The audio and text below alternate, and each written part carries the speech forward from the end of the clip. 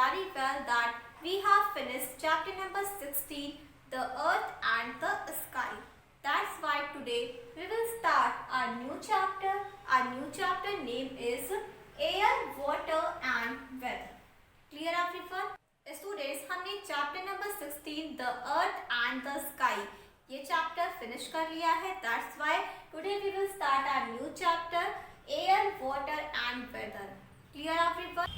Students, in our previous chapter we have learned about the earth. Okay, बच्चों हमने अपने previous chapter में earth के बारे में पढ़ा था. That what is earth? Earth is a planet where we live. Okay, earth एक planet है जहाँ पर हम रहते हैं. Only earth is a planet where life is possible. अर्थ एक अकेला ऐसा प्लैनेट है जहाँ पर लाइफ पॉसिबल है. All the living things live here. Okay बच्चों, सभी सजीव कहाँ पर रहते हैं? हमारी अर्थ पर रहते हैं. क्यों? क्योंकि यहाँ पर लाइफ पॉसिबल है. और यहाँ पर लाइफ पॉसिबल क्यों है? क्योंकि बच्चों यहाँ पर एयर और वाटर एक निश्चित मात्रा में उपस्थित है. ठीक है बच्चों, हमारी अर्थ पर एयर और वाटर और इसके साथ साथ जो एटमॉस्फेयर है, जो भी वातावरण है, पर्यावरण है, वो पाया जाता है. That's why life is possible here. इसीलिए बच्चों यहाँ पर लाइफ पॉसिबल है. ठीक है, और इसीलिए बच्चों यहाँ पे सभी लिविंग थिंग्स रह सकते हैं. और बच्चों आपको पता है कि लिविंग थिंग्स यहाँ पर क्यों रह सकते हैं? Yes, because living things need air, water and food to survive. Okay बच्चों, लिविंग थिंग्स को जीवित रहने के लिए एयर यानी कि वायु, वाटर यानी कि जल और इसके साथ साथ फूड यानी कि भोजन की आवश्यकता होती है. Clear everyone? तो बच्चों इस चैप्टर में हम एयर, वाटर और वेदर यानी कि मौसम के बारे में पढ़ेंगे. एयर इट मीन्स वायु, वाटर इट मीन्स जल और वेदर इट मीन्स मौसम. Clear everyone? Students, now let's read about the chapter. In this chapter, we will read about the properties of air, importance of water, and about weather conditions. Clear? बच्चों इस chapter में हम properties of air यानी कि वायु के गुणों के बारे में, importance of water यानी कि जल के महत्व के बारे में और वेदर कंडीशन यानी कि मौसम की स्थिति के बारे में पढ़ेंगे. ठीक है, तो बच्चों हमें इस चैप्टर में क्या क्या पढ़ना है? प्रॉपर्टीज ऑफ वाटर यानी प्रॉपर्टीज ऑफ एयर यानी कि वायु के गुण, इम्पोर्टेंस ऑफ वाटर यानी कि जल का महत्व. ठीक है, नेक्स्ट वेदर कंडीशन यानी कि मौसम की स्थिति. Clear everyone? Students, now open your book and see page number 110. Okay, first we will read about air. Okay, students, you know very well that the Hindi meaning of air is vayu. बच्चों air की Hindi meaning क्या होती है? वायु. Air is all around us. बच्चों air हमारे चारों तरफ उपस्थित है. Around का मीन्स चारों तरफ. Clear? We cannot see air. हम एयर को नहीं देख सकते हैं, बट वी फील इट. लेकिन हम इन्हें फील कर सकते हैं. ओके बच्चों, जब एयर मूव करती है तो हमें फील होता है ना कि हवा चल रही है ना. और बच्चों हमारे आसपास एयर उपस्थित है, इसे भी हम फील कर सकते हैं. Because we breathe in air, क्योंकि बच्चों हम एयर में सांस लेते हैं. ओके बच्चों, जब हमें किसी ऐसे रूम में बंद करके रख दिया जाए जहाँ पर कोई भी होल ना हो, वहाँ पे कोई भी प्रकाश नहीं आती हो, ठीक है, तो हमें क्या होगा? हमें सांस लेने में दिक्कत होगी. क्यों? क्योंकि वहाँ पर एयर भी नहीं पहुँच पा रही है. ठीक है, हालांकि बच्चों हम एयर को देख नहीं सकते, बट हम एयर को फील कर सकते हैं कि हमारे आसपास एयर उपस्थित है. Clear? Next, air fills space and has weight.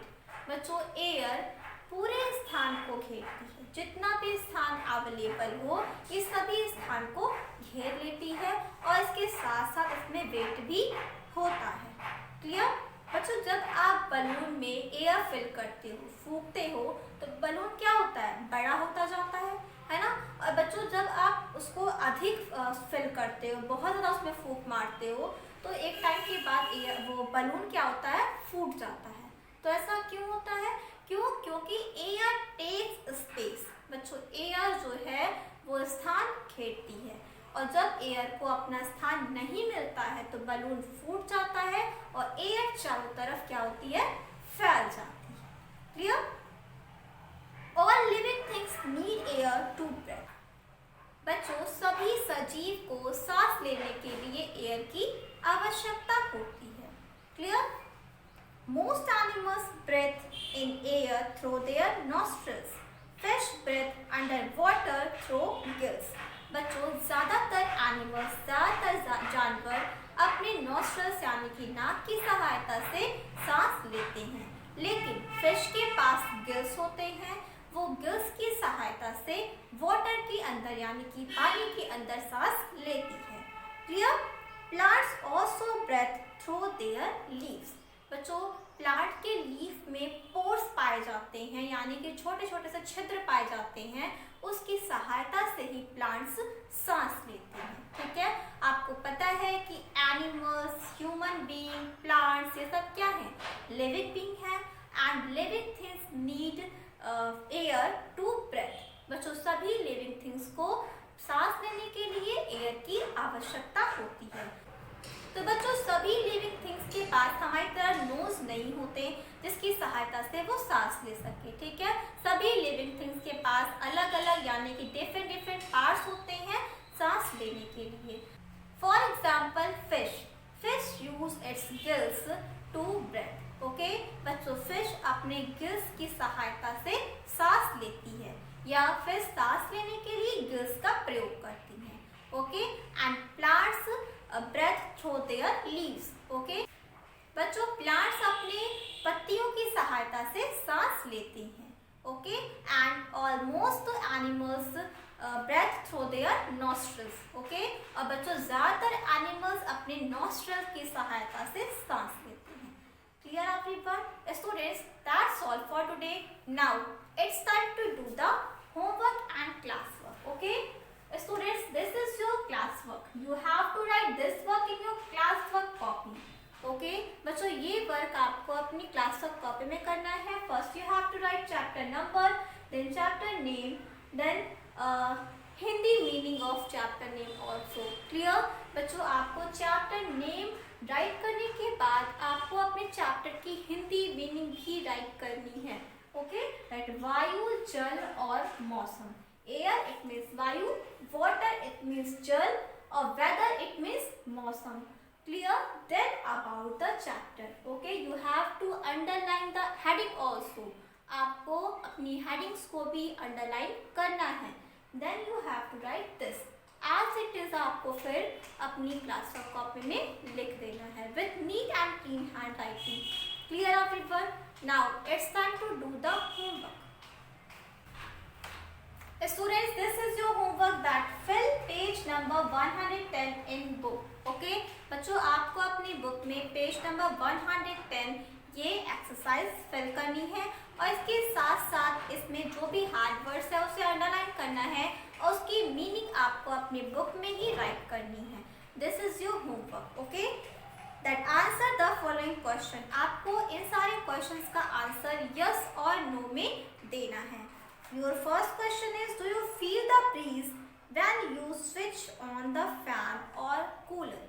बच्चों जब आप अपने फैन को या कूलर को ऑन करते हो तो क्या आप ब्रीज महसूस करते हो, यानी कि हवा महसूस करते हो या नहीं करते हो? ठीक है, आपको इसका आंसर ओनली यस और नो में देना है। Do you feel the breeze when you roll down the window in a car? बच्चों जब आप अपने कार में बैठते हो, कार में बैठने के बाद आप अपने कार की जो विंडो है वो डाउन कर लेते हो, तो क्या आप उस टाइम भी ब्रीज फील करते हो? यस और no. Do you feel the wind on your face when you are running in the playground? बच्चों जब आप प्लेग्राउंड यानी कि खेल के मैदान में खेलते हो तो क्या आप अपने फेस पर भी ब्रीज फील करते हो? या नहीं, यस और नो। बच्चों आपको इन सारे क्वेश्चन का आंसर यस और नो में भी देना है और इसके साथ साथ इसी पेज पर जो भी हार्ड वर्ड्स है उसे अंडरलाइन करना है और इसी बुक में ही मीनिंग राइट करनी है। This is your homework. Clear?